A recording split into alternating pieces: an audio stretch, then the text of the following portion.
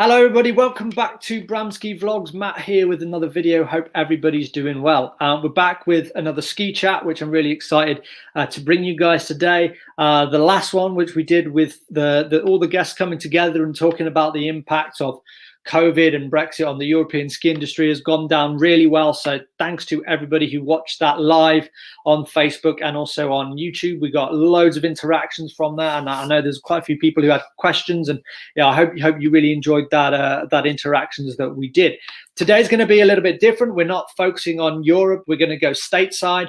And just before I introduce the guest, I just want to give a bit of a quick heads up, shout out to a couple of things. First of all, if you've gone across the Facebook page and the YouTube channel in the last couple of days, you may have noticed something a little bit different. I've got myself a brand new logo. We've got a new banner, and that is courtesy of some fantastic work from Tara Baker Designs, as a local graphic designer near me here in my local town. She's done an absolutely fantastic work. I hope you like it. I'm going to put her details below if you ever want to sort of see this other work that she does. But yeah, massive thanks to Tara.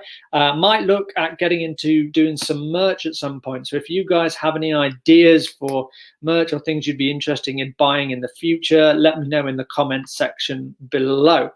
Just as I'm about to do this, we've just had some news that has just broken actually, that I think France is going to be unlocking some of its borders. So when potentially our travel might be allowed around May time, there could be a chance of us getting over and getting some form of holidays and maybe even some summer skiing. I don't know. We've got to wait and see. Right, let's delve into today. And I'm really, really excited because, as I said, we're going over to the States, particularly in the Midwest region of the US. Today, I'm joined by Brad. Now, Brad runs a small YouTube channel known as Rifelife, which is all about riding, laughing, and living life.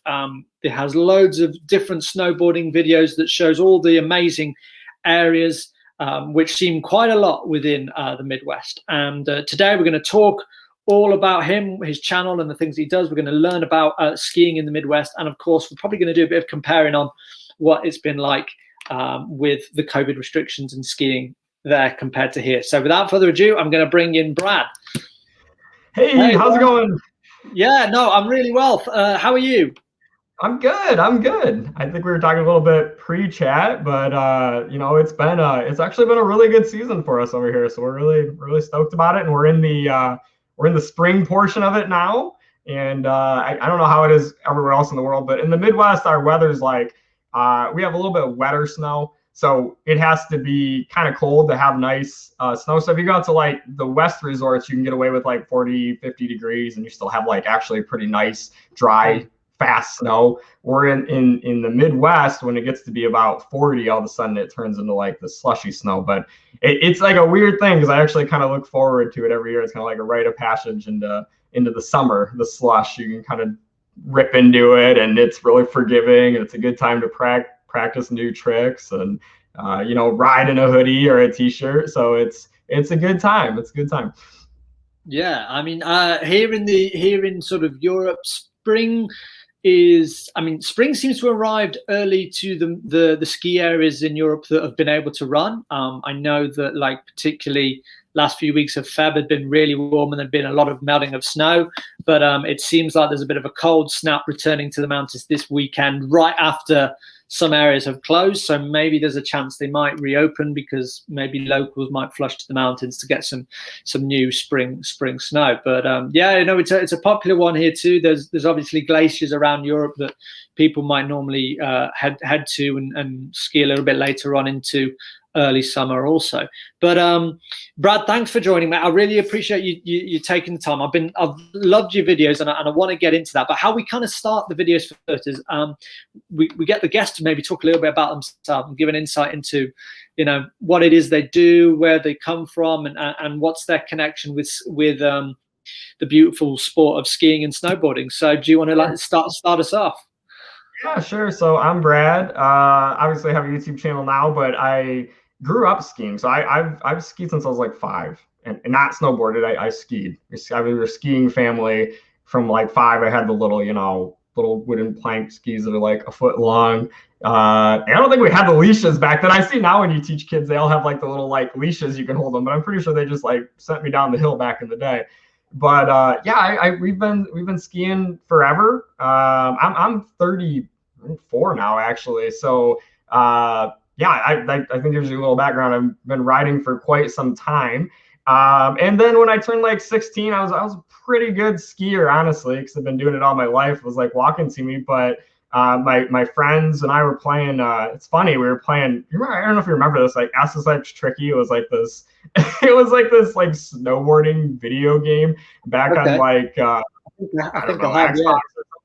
Yeah, and so they were all like, we need to like try the snowboarding, and that was back in the early. That was like 2004-ish or so, and snowboarding was like really on the up and rise at the time. Like snowboarding was like all the cool people were snowboarding. Like it was like the trendy thing to do at the time. I don't know how old you are. I don't even remember that, but there was a point where like skiing was pretty dominant, and then like snowboarding came. It was like the cool kid thing to do. And I was like 16 and thought I was a cool kid. You know, I don't know whether I was or not, but and my buddies wanted to start snowboarding, and I was like, well, you know, I don't really want to wait on the bunny hill like all day long for these guys. So I'm just gonna learn to snowboard too, right?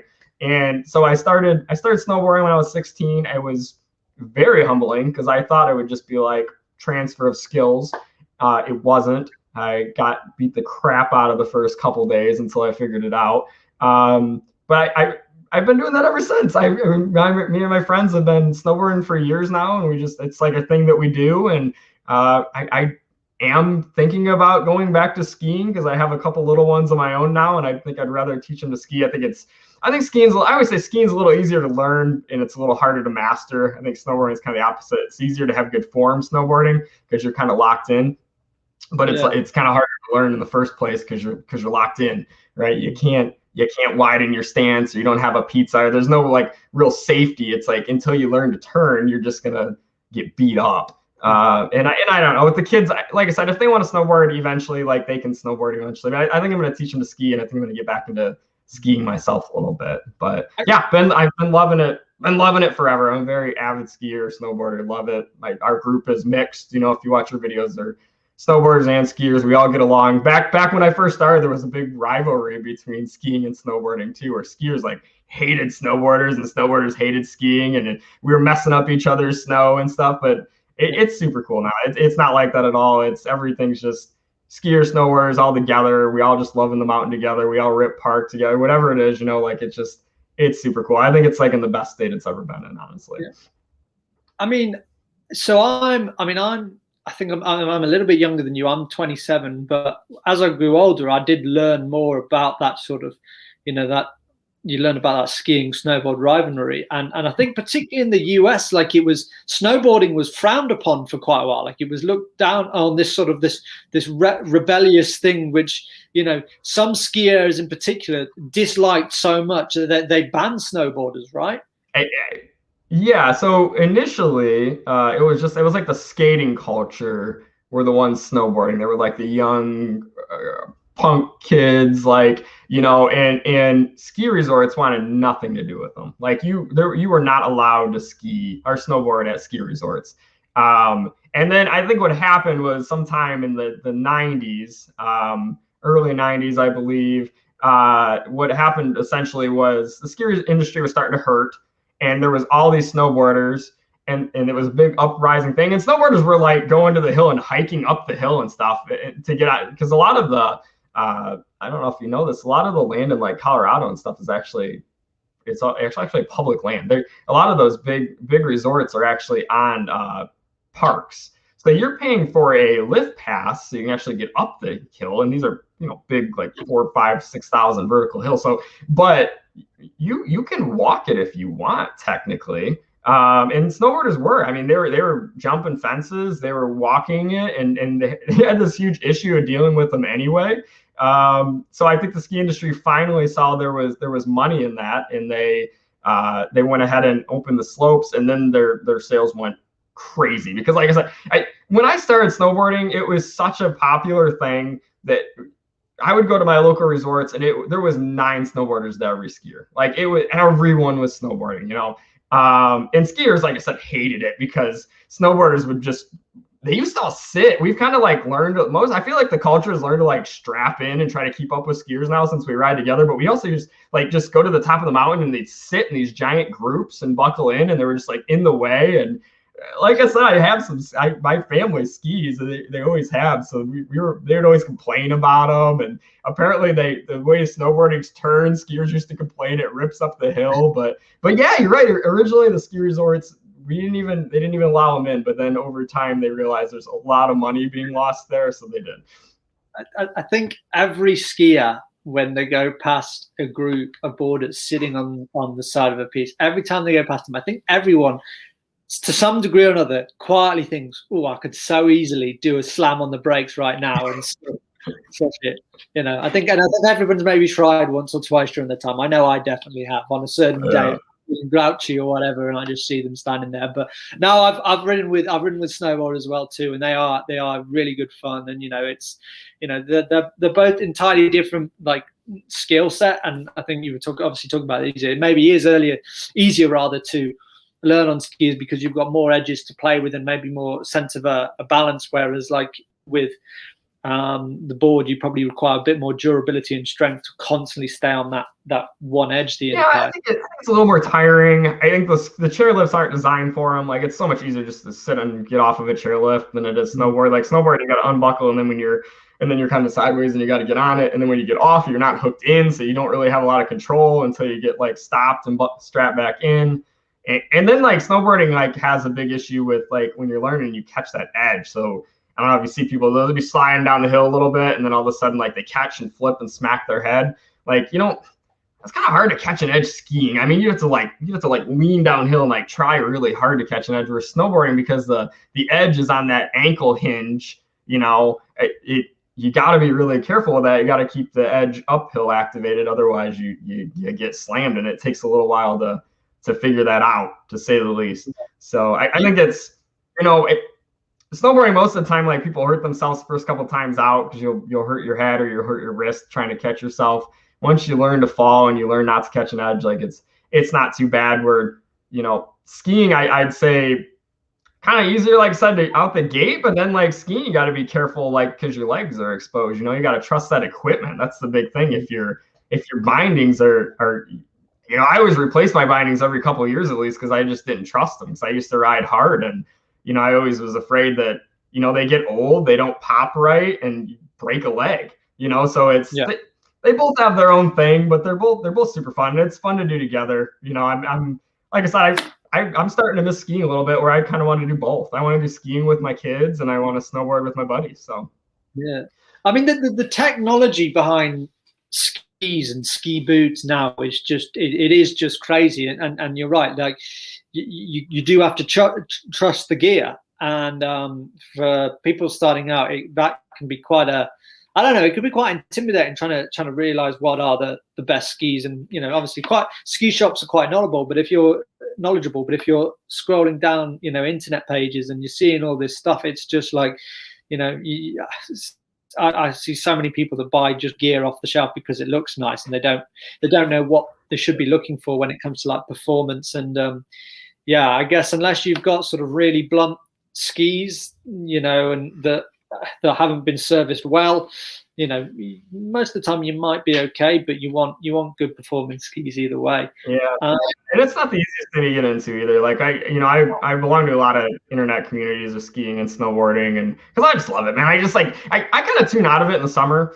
In the summer I just kind of like to hang out on a pontoon boat and drink beer or something. But in the winter, I come like end of September, I start getting geeked. I start watching ski movies, Warren Miller, I start getting on all the communities and starting to talk to everybody on YouTube again and getting reunited with all my buddies on there. It's like kind of have like a small little YouTube family, honestly, where we all kind of support each other and stuff. And but I just can't get enough of it when the winter comes. But I noticed that with skiers, everybody, I guess, trying to get into the sport, they're trying to find a cheap way in, and it's not the easiest thing in the world. I see so often like people post and be like, "Hey, I found these skis in someone's garage sale and they're 20 years old. Like, you think I can use these?" And I'm kind of like, I wouldn't. Like, it sucks, it's painful, but like it's not worth breaking your leg over. You know, like you probably should go to a ski shop and get something. And I know it's kind of painful at first, but I would stand behind, like, if you get good gear, you know, especially snowboarding and skiing, I did say bindings like replace every once in a while, but they last quite a while. You know, I mean, my last snowboard I replaced after 7 years because I honestly just like get in the mode of like, oh, I kind of want something new. There's no real reason like I needed it. You know, I just kind of did it. So if you get like good equipment, you get equipment that fits you well, like I know it's kind of tedious out the gate and it's kind of gloomy seeing those big prices, but they do tend to last quite a while if you get the right stuff. Yeah, I mean, even for those that ski like almost every single day of the season, or they work in the season, if you get the right gear, it can last. I mean, my boots now I've had for about 4 or 5 years, but I've used them for the 3 seasons I've worked. I mean, they're getting on a bit now, but that's, you know, if you think about how much that is, that's like maybe the equivalent of 10 years of maybe ski trips that you might take as a family, like going away somewhere. Right. Boots are the worst too, man. Like boots are actually the one thing I don't get. I don't know about you, but I get like other piece of equipment. I kind of get excited about getting something new. Boots, I'm like, because like I don't remember in ski. It's been a little while, but snowboard boots, like they kind of pack. So like you want to get them a little small, and then they pack in. If you get them like your exact size, and they pack in, and then they're loose. So it's like you kind of get them a little tight. And it's just like a horrible experience. I hate getting new boots. It's like the worst experience in the world. Like the first like several times out, your feet just hurt and it sucks. And I hope my boots last forever. They're starting to wear out. I'm gonna have to get new ones, and I'm already like, no, I don't want new boots. Everybody thinks that if you're getting yourself a new set of boots that are custom, so they've got custom soles, or you know they've heat molded the inside of it. Everybody thinks, you know, oh, that's brilliant, so I'm never going to feel any sort of boot pain ever again. It is so wrong. Like when I got them done, like I remember the first week of using them, and I just remember I think there was a few days where I sort of had to cut my day early just because the pain was that excruciating. It really, really was. Yeah. I absolutely hate it. You were talking about like Facebook, like YouTube and communities and stuff, and there's quite a few that are popular with people over here. Like there's one which has got about 12,000 people called the Facebook Ski Community. And the other day I saw some guy on there and he was trying to service his skis with candle wax. I see that too. I see that, like, can I wax with some candle from Walmart, you know, or it's like, dude, go buy a bar of wax. It costs like $15 and it'll last you like 3 seasons. Like it's not worth throwing candle wax on your stuff. No, I sort of understanding of the science behind it, right? So if you know wax, like wax is actually designed to create friction. I think that's where people get confused. Like it's actually caused to create friction because you want a little bit of friction between the snow. It makes this little blanket of water between your equipment and the ground, and that's actually what you ride on. That's what makes it fast. So if you get wax that's obviously the wrong temp wax, it doesn't do that as well, and it actually can slow you down or not help at all. So candle wax, I would assume, I normally tell people no to that one too. I would just assume that that's probably not going to have the desired effect. I've never tried it, but I'm going to say no, probably not. Well, the thing is, like, obviously there's so many different types of waxes that you can use when you're servicing your equipment. But one of the reasons why these ones are like tailor-made based on certain temperatures and certain conditions. So it's specific wax that's designed to do the thing it's to do for the ski equipment, whereas like candle wax is wax off a burning candle. They're two completely different things. So but like in the UK, if people go skiing and they've got their own stuff, it tends to end up in the attic for the other sort of 320 days of the year or whatever. So there's often like a lot of rust and gouges and all sorts in skis when they come out at the start of the year. But listen, let's I want to get on to the Midwest stuff though. I mean, you talked a little bit about what it's like this year, but delve in a little bit more to the community and what the ski areas are like, because I know nothing about it. Yeah, so and that's kind of how I got into YouTube. That's kind of the whole thing, right? I live in the Midwest. I ski Midwest and I ski East Coast because East Coast is only like 4 or 5 hours away too. So I mostly ride in like Michigan and I'm mostly riding like New York. Vermont, things like that are getting to be like a 10 or 11 hour drive away. And then like obviously Colorado's like a 20-hour ride away. So we'd fly out to places like that if we wanted to go out west. But so most of the time I'm riding Midwest hills, and Midwest is cool. We don't have like the vertical they have out west. Like farther out east, they got some pretty good hills. And then New York's kind of like a happy medium. So like in Michigan, you're talking like 500 vertical. Like New York, you're talking like 750 to 2000. And then Vermont, you're like in the 3000 4000, I believe, on some of those resorts. And then out west, you're talking much more. Those are really, really big mountains out there. But the cool thing about the Midwest is we don't have as much vertical. What we do have is we have a really cool culture. So out west is very, I mean, that's where the coolest terrain is. Like no one's gonna argue that. But it's also like it's all tourism, right? Like that's where the uber rich ski. That's where you got people from all over the world coming in. And you don't have the same local vibe as you do in the Midwest. The Midwest, like, you're not getting people from all over the world flying in to ski the Midwest. It isn't happening. It doesn't make sense. If I'm going to fly from Europe, Matt, if you're going to come from Europe, you probably want to go to like Colorado or Utah or Washington or so, that's or like Vermont. You probably don't want to go to like I love Michigan, but you probably, I mean, if you're gonna fly all the way over here and pay for the lift ticket or pay for the plane ticket, like you're probably gonna end up going to those places. They're just huge, and you got 2 feet of powder, and you got your cliff jumps and all that kind of stuff. But what you don't have, like I said, is the Midwest. You have just local cool communities, really friendly people, and we all kind of know each other. It's a super cool vibe. And with YouTube, it was just kind of a natural progression of, I love snowboarding, and then I've always kind of liked filming, and then I found combining them together has been super cool. And I can't get enough of it now. I'm like addicted to it. I can't wait to edit every year. It's the same thing. I kind of take a break from it, and then when winter comes, I'm like, oh, I can't wait to make some new edits and go out there and shoot. But beyond that, what's developed is all the cool people I've met, like on the hill and then on the internet from around our area, that just, we share stories, we share videos, we watch each other's stuff, we support each other's stuff. And I kind of get excited every year to get back on those communities and share and see other people's stuff every year. So it's super cool. And what sort of, I mean, like, do you have like a name when you go to film each video? Is there sort of a point behind each one? Are you wanting to show maybe like a different area specifically, or is it just picking up the camera and filming you and your buddies having a good day out? Yeah, so that's a good question, because that's like a lot of it too was like, what do we want to do?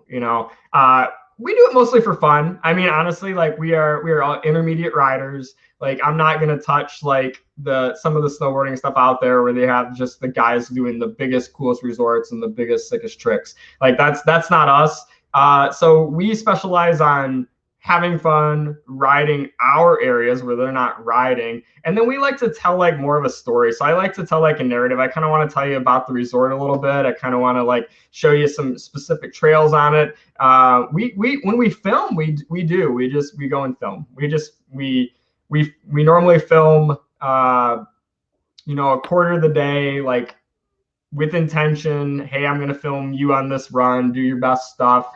And then we film around the resort a little bit. And then when the story starts to happen, because I guess something I could point out is I only usually film on our trips. So we go on like weekend trips with our buddies. Like those are the ones we film. So we don't usually film like, I'm going to go run up to this place for an hour this day and ride for a couple hours and come home. Like we just film like, hey, we're going on a big group trip. And when you add 10 people together and we're going on a weekend trip and there's, booze involved and everything else, so there's going to be an adventure. It's just we don't know what it's going to be yet. So we kind of film to it as it starts to develop, if that makes sense. That's part of the fun of going up with a group of mates on the slopes on the day, isn't it? It's just anything can happen. Someone might have too many drinks and make a meal of themselves, or you might get lost, but then you stumble across this amazing bar or restaurant or whatever. And sometimes we miss the footage too. I don't. Have you ever watched the channel? Like we'll miss the footage. Sometimes I just have to recreate it. I kind of like to recreate it in like a silly, like animated, goofy, not look super great but be silly way. Because that does happen. Sometimes we're like, dang it, the best thing that happened we didn't film. Like now I got to recreate this. And I did that one time when my buddy broke his leg. Actually, he broke his leg on one of the spring trips. He hit a tree. He kind of slipped out and his leg caught a tree and wrapped him around it, but his leg took the blunt and broke at the very end of a couple seasons ago. And obviously it sucked and it took like 6 months for him to recover, but us being us, we're like, let's make fun of it. Let's like make light of it, like let people see you probably shouldn't hit a tree. It can hurt. But we didn't have any footage of it. I'm like, dang it, we didn't have footage. So we did like a recreation of it. And it really caught on. People like really liked it. So now we make recreations all the time. We just like, don't worry about the filming too much, because if we miss something important, like we'll just make a silly recreation of it. And it'll probably be funnier than it would have been originally. His original crash probably, well, it wasn't funny because I actually was there with him. And when my best friend for like 15 years hit that tree, and it just stopped. And I kind of stopped and I looked back and I said, "You all right?" And he wasn't moving. And I was like, and I said, "You okay?" And then finally he said, "No." And I took off my board and ran up there and he was stuck and we had to get his board off. And then we kind of sat down and we pulled up his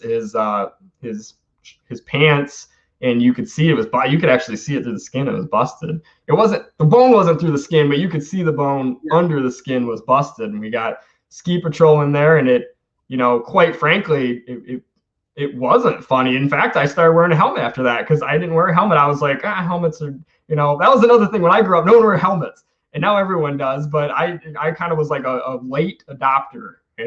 If you watch my Rifelife stuff early, I don't have a helmet. And after that, I was like, if he wouldn't have been, and he does, but if he wouldn't have been wearing a helmet and that would have been his head, he would have been dead. And that was like a big thing for me. But, like I said, Rifelife style, we get past it and we're like, let's make fun of it. Let's have fun with it. So we kind of did what we do and keep it lighthearted, keep it fun. And that's really what we're about. Yeah, no, dude, I've watched the videos and I really enjoy them. I think the animated stuff, but then also those segments where you're actually maybe telling the story because you either haven't filmed it or you're just doing it. It really sort of it varies up the content really, really nicely, and it just makes it engaging to have another side. So you sort of switch in and out of the skiing, and I think I like the bits when you're sort of sat down and you've got like a buddy with you. Like, I think I saw one earlier with Zach. Is it? Yeah. Yeah. And and you're talking through obviously the day and the experiences, and it's a good fun format to watch. Yeah, I'm glad you like it. So we like it, and at the end of the day, we're not trying to be a big YouTuber. Like we just do it for fun, and quite frankly, everyone hated it at first. We kind of started out like family video style. We just filmed the slopes and we drop it on communities and shit. Everyone hated it, but over time, like we kind of got our own style and kind of took more of a narrative approach and kind of got into the animation stuff a little more. And now it's actually, I still just do it for us. I just do it for the group to be able to go back and watch our stuff someday. But it's been kind of fun. Like people actually have started liking it lately a little bit. So, not trying to be a big YouTuber or anything like that. We all work full-time jobs and stuff, but it is kind of cool that anybody else likes it. Yeah. I know what you mean. It's like you start it out and it's very, very, very innocent, but maybe to the outside, to other people who have no idea what YouTube is, or maybe what it is or why you're doing it or whatever. I mean, I know for the start of me starting out, my parents thought it was very self-indulgent, shall we say, a bit vain. And I guess actually on reflection, looking back, certainly at the first few bits of content, the first season I did, it's very much just like, hey, look at me, I'm skiing, Right, exactly. But then over time, the more you do it, like I don't know about you, I had no like real video experience prior to doing this. I just thought, hey, well, I'm going to go work in the mountains. It'll be a cool thing to capture and try and document and talk about what it's like. And then it's kind of grown from there. And if you persist at it, you start to build up a little bit of an like a community, an audience to it, and it's fun to engage with those people as well.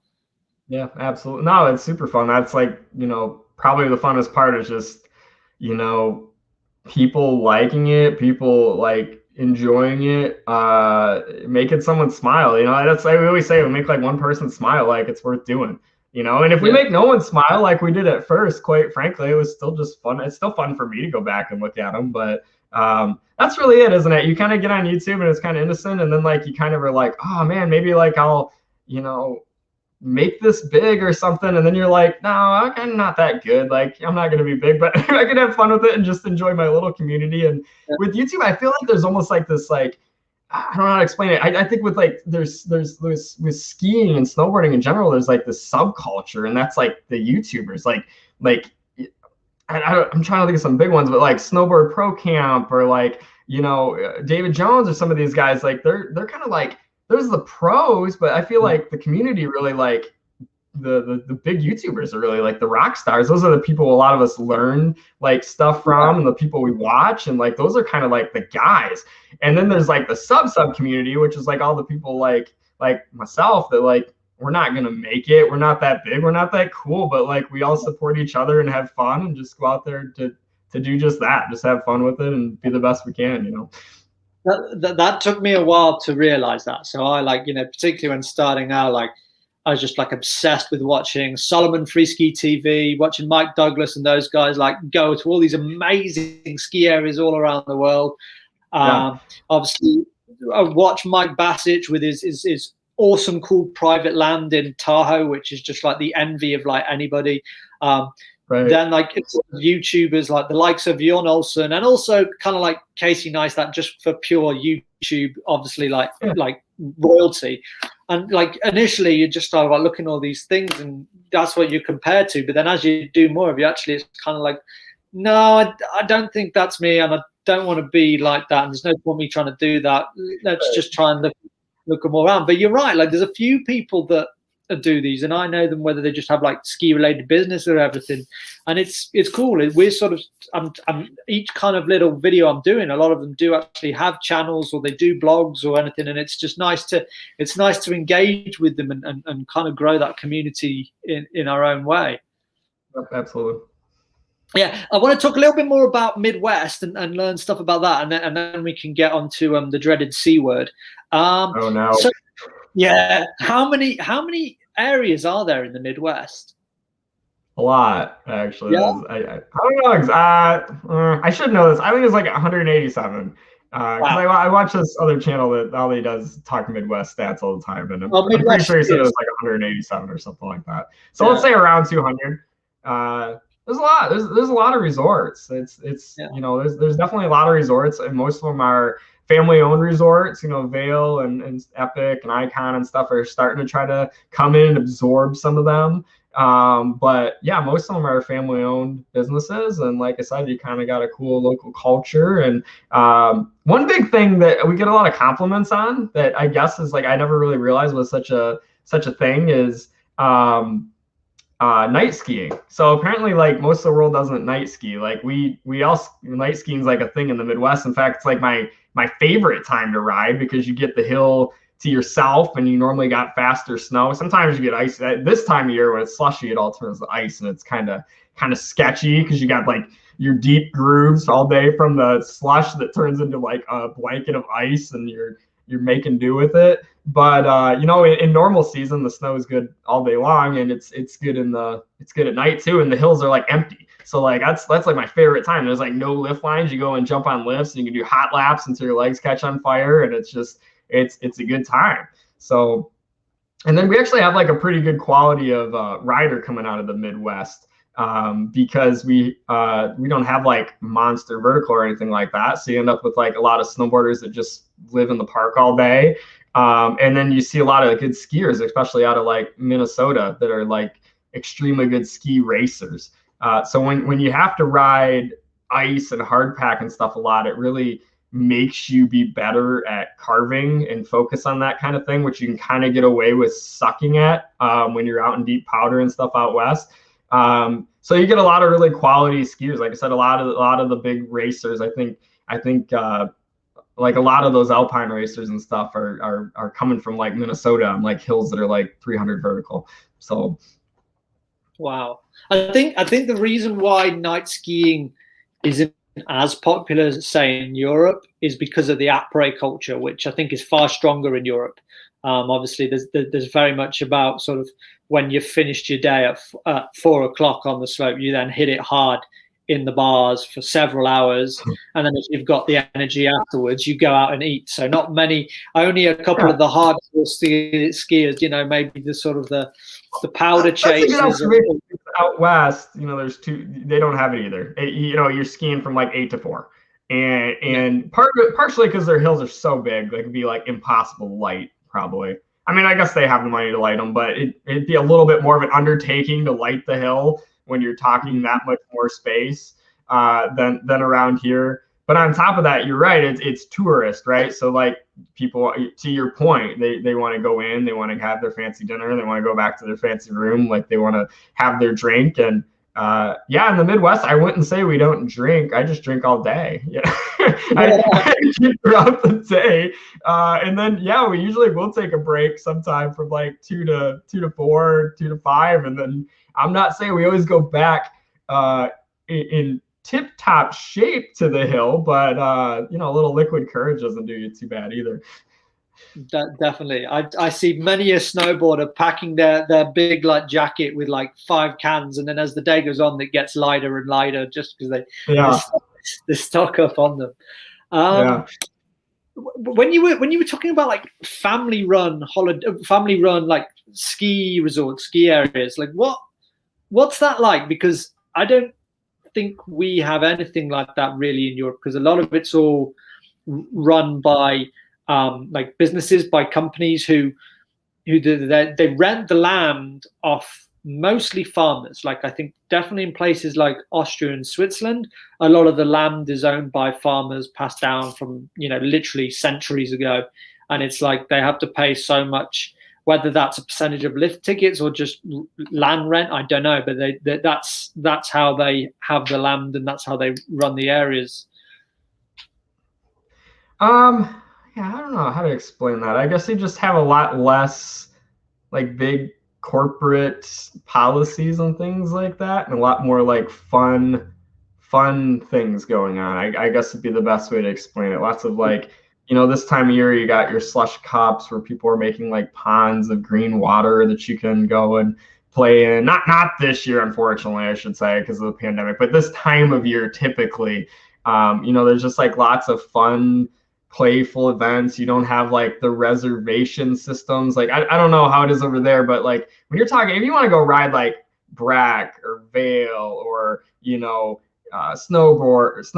or like the big like household name, like you got to get on like reservation systems, and it's just there's a lot of like overhead to it, where in the Midwest you don't have that. Like you just show up and ride when you feel like riding, and there's always some kind of party going on and something off the cuff event, and it's just kind of fun. It's just it's the best way I can explain it. It's just more lighthearted in general. No, it makes sense, and I think like obviously that's one of the benefits of having the family owned, the family run style areas that you have near you, is that one of the benefits is that community, that tight knit, that everybody kind of tends to know each other, and it feels like this really cool family. Whereas like the bigger areas out on the coast and up north near Colorado and even over into Canada, a lot of them, they're run by businesses and they're marketed globally, so to get people in from overseas. Yeah. And they're always trying to purchase other resorts to make their area the biggest. Like I know, like I've seen so many articles over the years that different areas keep getting added to this one lift ticket system in Utah, and it's now like one of the biggest area, and that's just a different way of doing it, I guess.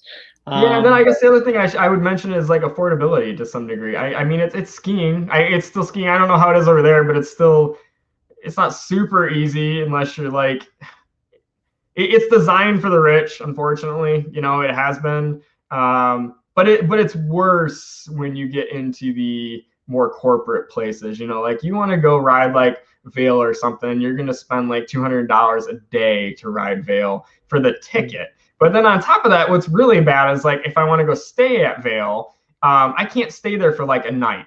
I can't, even though that night might be like $1,000, but I can't just say, hey, I'm going to stay there for one night. They're going to be like, no, you need to book like a week. Like you need to spend like 10 grand with us and book a whole week out.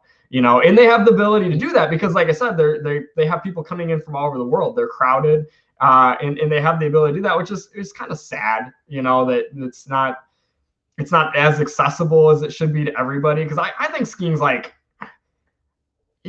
like something everybody should enjoy, and I will say that too. When you go in the Midwest, like you got more of your blue collar, like normal everyday guys on the slope, right? Like it's more affordable. Like you can make a weekend trip to go up there. A lot of resorts do let you get a room for one night, even on the hill, which is pretty cool.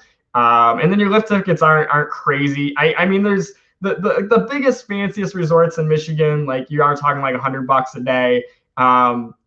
But they've got quite a bit of stuff, and they got the best hill. But then if you just jump down just a little bit, like some of the places around them, I mean, some of those are like, $40 to $60 a day for a lift ticket. So it's not too bad, right? Like it gets more in a price range that everybody can afford. So I think that's a big thing too. And then the culture reflects that. Like you got your everyday guys like you and I that are riding the hill that you're hanging out with, not not some guy coming by with $3,000 pair of skis that's never rode his life, right?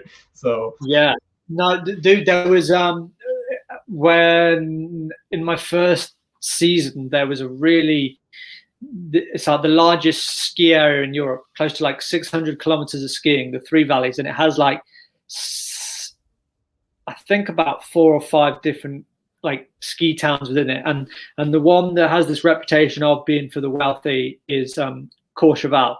There's a certain part of Courchevel, and I remember at the time this picture did the round where somebody had seen this Rolls Royce, and on the back of the Rolls Royce was a set of skis that were like completely gold bindings, that apparently someone had looked them up and who they'd been designed by some Italian guy, and it cost like 45,000 euros, which was just ridiculous. Like it's just showing off and not actually like obviously like enjoying the snow. But yeah, for the regular people, I mean, skiing I think has become a lot more affordable and a lot more accessible to a lot of people, certainly in the last 10, 15 years with the internet and just the general way things have gone.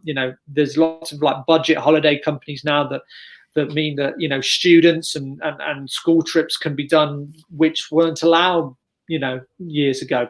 But I think one of the big worries here in the UK, where there's obviously lots and lots of ski enthusiasts, is that when COVID all dies down, when people can finally get out, they're worried that it's going to make the cost of skiing is going to be quite expensive. But I guess we'll just have to wait and see. So now that I've mentioned COVID, let's touch on it briefly. But then before we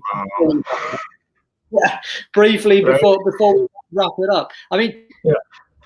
Just kind of give us a summary of what it's been like, because you guys have actually had your lifts running all season, right? We have, yeah. I mean, that's the thing. So, and I always like to start with like who I am, because it kind of plays into this. Because in the States, I did say, and I will say, and stand behind this, I don't think anyone would disagree, is like we have a lot of people that have the virus or died from the virus and stuff in the States, and a lot of that's because, in my opinion, because half the people in the States don't take it as seriously as the other half of the people in the States. But I am on the side of, I've taken it very seriously. I always wear a mask. I actually like order groceries online when I can. I don't go out unless I absolutely have to. I've been very picky about it. I got some small children that I was worried about initially. And then I have like my grandparents and stuff that I don't want to, I don't want to kill grandma. So, it's never really been as much about like, it hurting me. I mean, I'm sure it could, but I'm 30 years old. It probably isn't going to. It's been more about like, I'm always just terrified I'm going to get it and like give it to somebody else. So we've been like super duper careful about it. And we started working from home. My wife and I both work from home. Our kids stay home with us most of the time. So like we've been really picky about it, but skiing has been this thing where I'm like, I was been looking forward to this whole time because I'm like, skiing is this one thing I think I can do and feel safe doing because you're not really that close to people and you're wearing a mask and stuff anyway. It's cold in the Midwest, so we're pretty bundled up anyway. I'm literally wearing, I mean, think about it, like I don't have any skin exposed. I got goggles, I got helmet, I got mask over face. I'm wearing gloves, like, I'm basically in like hazmat material as is, right? Like I'm in a hazmat suit, I mean, as is. So I'm like, this is something I want to do. And yeah, and our resorts have been open. And that was the big thing coming into this year is like, are they going to be open? Like, are they going to be open or, is there going to be an outbreak in one of them? Because there's a lot of people in them and they're all going to get shut down. And the answer has been, they've been open all season. We've rode more this season than we have past seasons. It's been great. There haven't been any outbreaks at the ski resorts, and the ski resorts have been doing a wonderful job of controlling that by sticking to the rules very strictly. So if you go to like a grocery store around here, like you're supposed to wear a mask, but like if someone doesn't wear a mask, like they're not gonna like keep you from going in the grocery store. And it's like that with a lot of businesses, where they're probably not actually going to turn you down. And then there's like kind of like BS things you could say, like, oh, I can't breathe with the mask on. Like I have a medical condition. Even I could say that, right? Being completely healthy and like, they're not going to like not allow me to come in. So the vast majority of people follow the rules anyway. I'm not saying that, but I would say like you'll see somebody in the grocery store not wearing a mask or something occasionally, right? Or when you're talking about the ski resorts, like when you get in the lift line, like you're not getting in the lift line unless you have a mask on. And you're not getting on the lift without a mask on.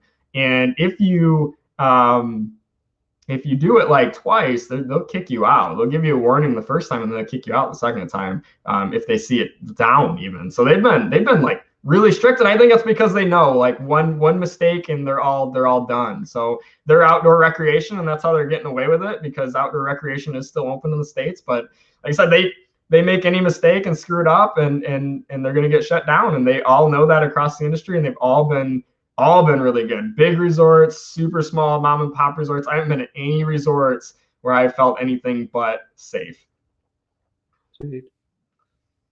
I think you've kind of summed it all up really in like one big thing there. That's like a pretty cool overview and really insightful actually into what it's all like. I mean, how long do you think your season's going to last now? Is it a couple of more weeks or?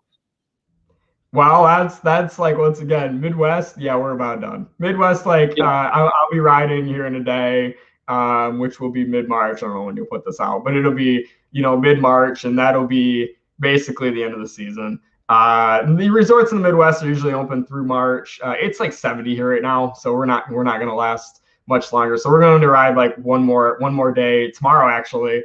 And we'll call it a season. The out west, they ride a lot longer. They'll ride until like June or something out there because they have the elevation. So if you have the elevation, the snow stays up there longer, right? Like I see like YouTubers that like will go hike like out there in the middle of the summer and find snow. So there's no snow here in the middle of the summer, to say the least. There's no snow here by April. So we'll be closing soon. But we've had an awesome season. We actually have had like record-breaking blizzards this year. Just ridiculous amounts of snow. The East Coast is called the Ice Coast usually. The East Coast has had like 2-foot powder days this year. I mean, we've had an absolutely ridiculous year for snow. So I have zero complaints. And with the pandemic thing, like I said, it's been skiing as usual. Skiing as usual, minus the fact that you're not going in a lodge. You're not able to use the locker rooms. You're not able to get food. You're not able to get warmed up. You're not able to go to the bar. So skiing as in like actually skiing as usual, but like half of the adventure that I usually do, which to your point is like sitting in a bar, not so much. We've done that in the parking lot and had these big parking lot parties. And yeah, like I said, it's been a good time actually. And I'm very thankful that the government and the ski industry and stuff recognize like this is a safe activity. This isn't, if we make it safe, this can be safe and we can stay open. Well, listen, Brad, I really appreciate you taking the time today to kind of talk to us about you know, yourself, about what your YouTube channel, Rifelife, and also obviously about Midwest skiing. I've really found it quite interesting just to listen and hear you talk about it, because there's a lot of differences between skiing there compared to here in Europe. And yeah, no, it's I'm really glad you've come on. Yeah, I appreciate you having me. It was good. Like, I know we support each other's stuff, but it was good to talk to you in person a little bit. Yeah, definitely, mate. It's always nice, mate, to make new connections. Just to finish, then, for any of the people that are watching this, for the viewers, where can they find you on social media and on YouTube? We're just Rife. I mean, if you type in like Rifelife, you should find us. I don't think there's a ton of them. It's youtube.com/Rifelife. And we are on Instagram. I think we're like Rifelife Boarding. Those are really like the only two we really use. I mean, we do have like a Twitter and a Facebook, but we don't even use it. So I wouldn't bother to point you to it. We just kind of do primarily YouTube, because we focus on like pretty high effort edits where we're, like you said, we go and we film, and then we come back and we film the narrative, and then, you know, we put it all together. And so like YouTube's like our main format. But then we're also, like I said, we're on Instagram a little bit too. Yeah, awesome. Well, listen, I'm going to add those links right at the end here. But for now, Brad, thanks very much for joining, mate. Yeah, absolutely. Happy to have you. Good speaking with you. Cheers. So thanks very much, guys, for watching today. It's been a pleasure to have Brad on and talk about his experiences and his life skiing out over in America in the Midwest. As I said, I am going to put his link to his channel somewhere up around here, so be sure to check it out and go subscribe to his channel. Also, feel free to let me know any questions that you have towards him about skiing in the Midwest, about what skiing in America is like in general. Put them in those comments below, and I'll pass them on to him and we'll get those answered. But other than that, guys, thank you very much for watching. Let me know your thoughts on the branding and the merch. Also, for now, stay safe. Don't forget to like this video, leave a comment and subscribe, and I will catch you guys next time.